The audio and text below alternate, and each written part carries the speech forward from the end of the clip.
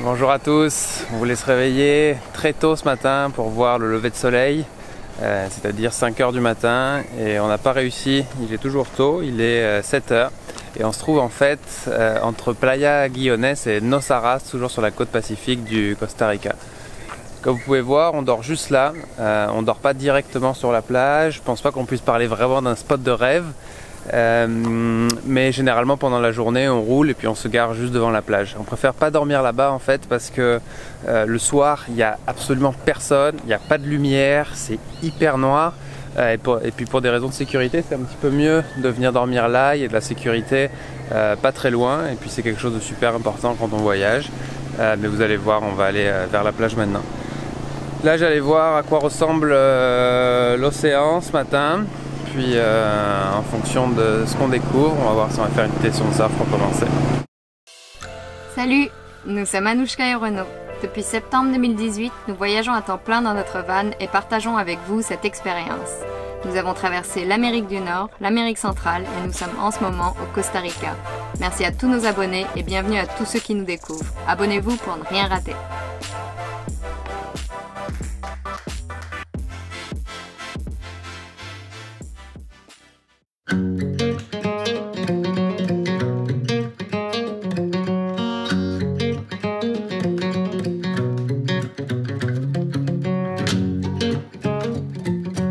Finalement, Renaud décide d'aller surfer un petit peu.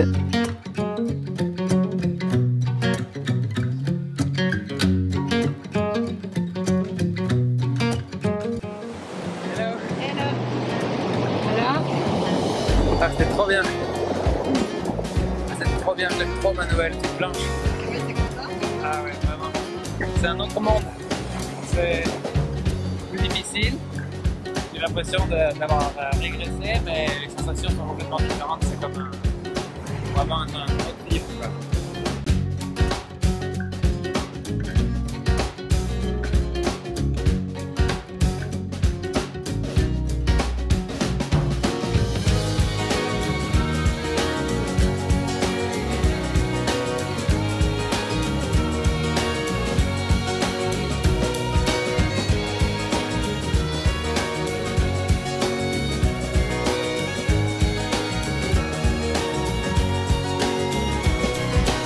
Après un peu de sport, un peu de cuisine qui nous renvoie au cœur de la Provence le temps d'un repas.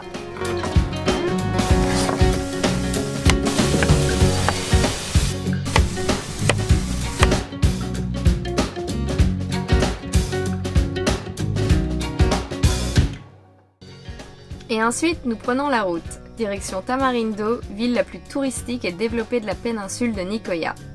Voilà un bon moment pour vous en dire plus sur le Costa Rica parce qu'on ne l'a pas encore fait.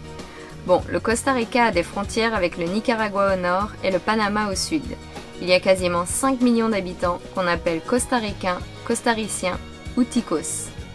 La monnaie du Costa Rica est le colon. 1 euro, ça fait environ 640 colons ou colones comme on le dit en espagnol. La capitale est San José et le pays fait 51 000 km², soit la même superficie que la Suisse.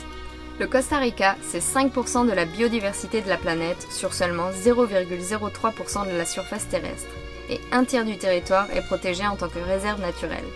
Oui, le Costa Rica a la réputation d'être un précurseur en termes de développement durable et l'une des destinations les plus vertes au monde.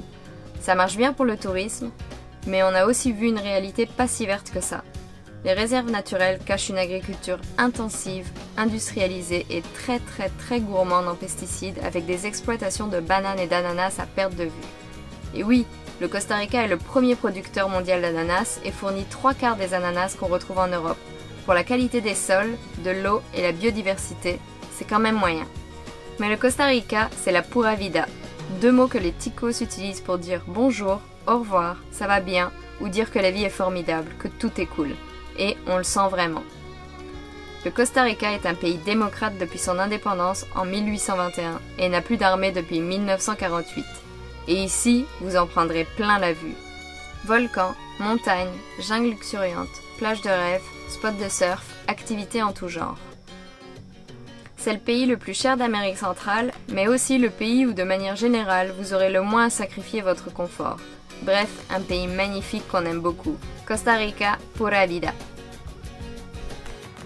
Aujourd'hui, nous profitons du coucher de soleil sur la route, mais hier soir, les vagues n'étaient pas top. Donc Renaud est resté sur la plage et ça nous permet de vous partager quelques images.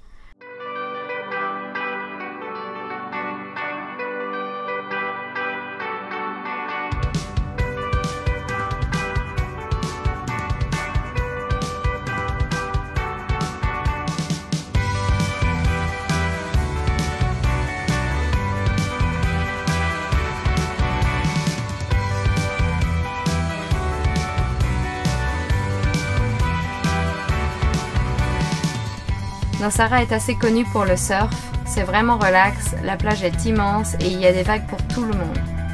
Si vous pensez à vous faire un trip surf et yoga, c'est définitivement une destination à considérer.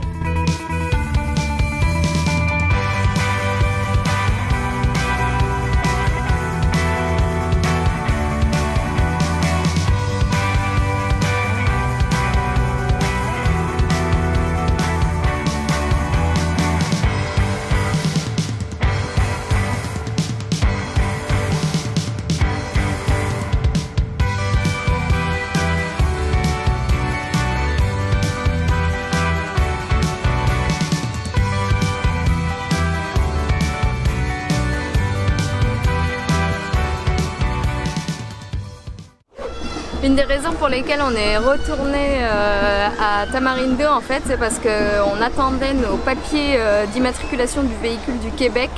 Un ami nous les a envoyés depuis Montréal et on est venu les récupérer chez des amis à nous qui habitent ici et qui tiennent une petite boutique ici. Et en fait au Québec, tous les ans, il faut renouveler ces papiers-là et nous ça faisait déjà depuis août que c'était périmé nos papiers. Donc pour traverser les frontières et surtout retourner aux États-Unis, au Mexique, on voulait vraiment des papiers en règle. Donc voilà.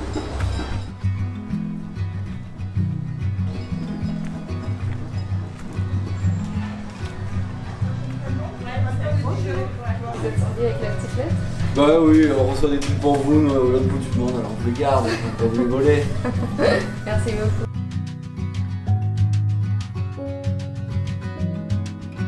C'est bon, c'est bon, c'est ce que vous attendiez. Allez, cette fois c'est la bonne. Victoire. Si jamais vous passez par Tamarindo, ne ratez pas la boutique de Marion et Max, El Taller Secreto, où vous trouverez plein de super produits et les créations uniques de Marion qui nous ont impressionnés.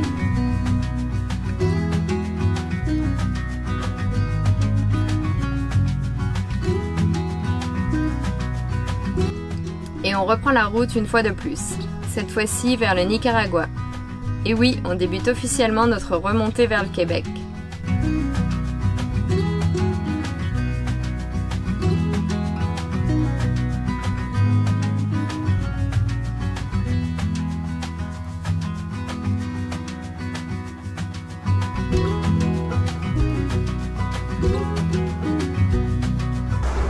On est sur la route vers la frontière entre le Costa Rica et le Nicaragua. Ce qui est super important de savoir avant d'aller au Nicaragua, c'est que c'est interdit de rentrer au Nicaragua avec un drone. Donc on le savait à l'aller, on l'a caché au fin fond du garage. On s'est fait demander plusieurs fois à la douane, est-ce que vous avez un drone? Non. Est-ce que vous avez compris ma question? Oui. Est-ce que vous avez un drone? Non. Et heureusement qu'on l'avait caché. Donc là on va prendre les batteries qui sont à l'avant, le chargeur, le drone et cacher tout ça dans notre garage à l'arrière.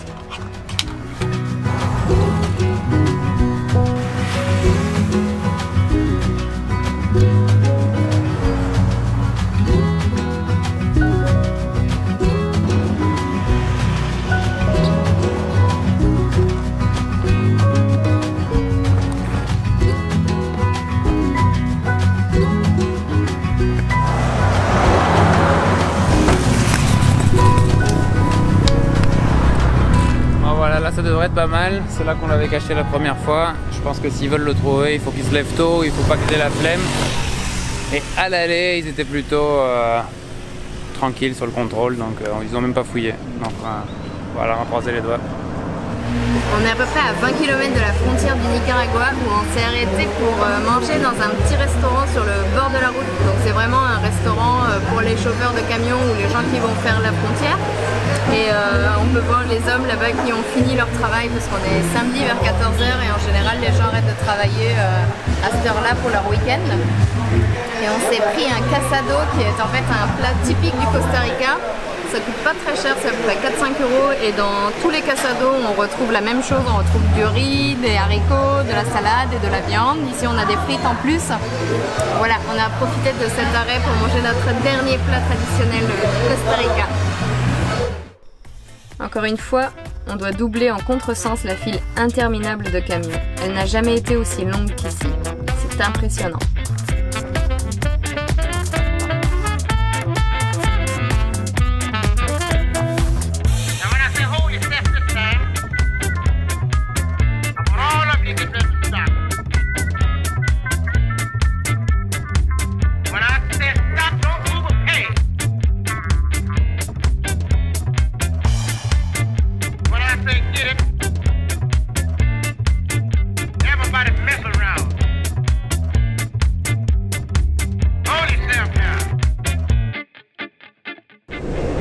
Ça y est, on est de retour au Nicaragua, tout s'est bien passé. La sortie du Costa Rica, c'était avec le sourire et tout ça. Là, le Nicaragua, c'était un petit peu moins aimable, mais tout s'est bien passé quand même. On a droit à 30 jours avec le véhicule ici, puis on a le droit à 90 jours pour nous. Mais ce qui est super important de savoir quand on voyage en van dans la région ou en moto, c'est valide aussi, c'est qu'il y a une région, toute la région d'Amérique centrale qui s'appelle le C4, qui inclut le Guatemala, le Salvador, le Honduras et le Nicaragua. En fait, on donne un visa de 90 jours pour un pays, par exemple on nous a donné 90 jours pour le Nicaragua, mais c'est 90 jours qui sont valides sur toute la zone. Si on dépasse les 90 jours dans la zone, ben on devient pénalisé, ce qui est un problème, qui peut être un problème important. Donc voilà, nous on doit sortir d'ici avant 90 jours.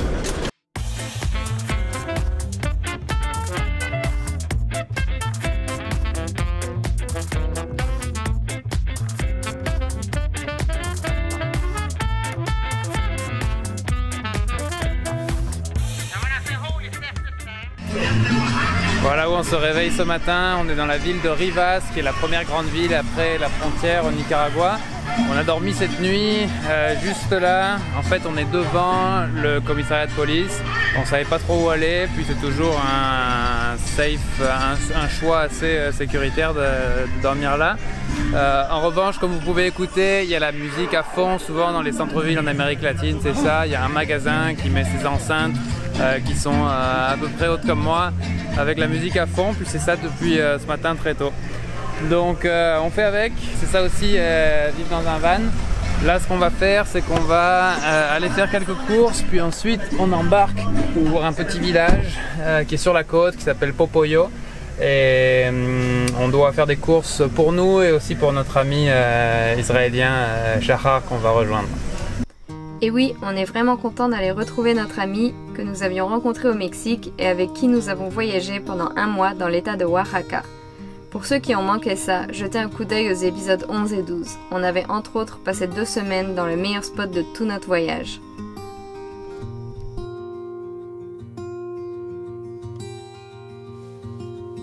Arrivé au spot en fait où on va rejoindre donc Shahar. En fait, il y a un petit problème, il y a juste quelques mètres où en fait il n'y a pas de route. Donc du coup Renaud est parti voir si le van y passait pour voir si le sable est pas trop mou, si la terre est pas trop boueuse. Pour voir si on passe, sinon on doit faire demi-tour et je pense que ça va nous rallonger de au moins une demi-heure. Donc pas cool, on est littéralement à 2 minutes de là où campe notre ami, où on va camper. Donc on va voir si ça passe, on croise les doigts.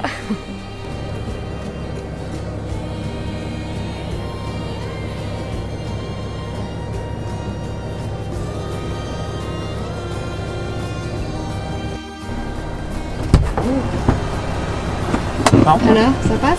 Je pense qu'on va faire demi-tour parce que ça peut passer, mais on pourrait aussi passer 2 heures à essayer de se désembourber. Il y a d'autres voitures qui sont déjà embourbées, puis il y a des endroits où il y a vraiment beaucoup de sable assez mou, et du coup je pense qu'il vaut mieux la jouer safe, puis faire demi-tour, puis contourner. Merci Google Maps. Nous avoir prévenu.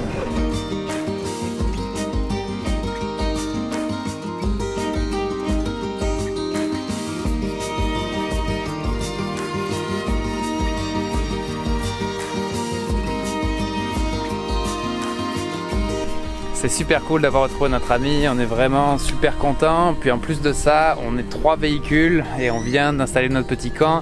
Il y a notre van qui est juste là derrière, le van de Jahar qui est juste là.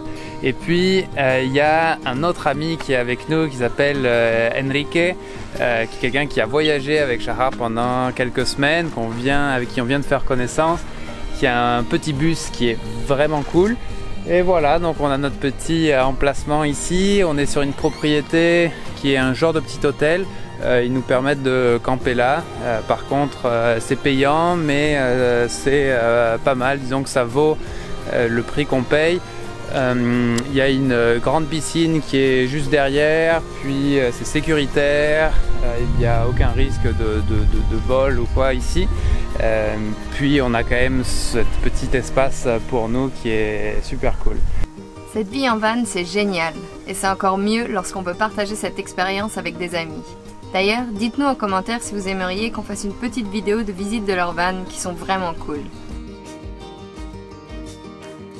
Après les retrouvailles, on se dirige ensemble sur la plage pour regarder le coucher de soleil avec un bon maté. On vous laisse sur ça jusqu'à la semaine prochaine. Mais on veut juste encore vous remercier, tous, pour votre soutien, vos commentaires, vos likes et tout l'amour que vous nous partagez. Un immense merci à tous nos abonnés et bienvenue à tous les autres. On vous aime!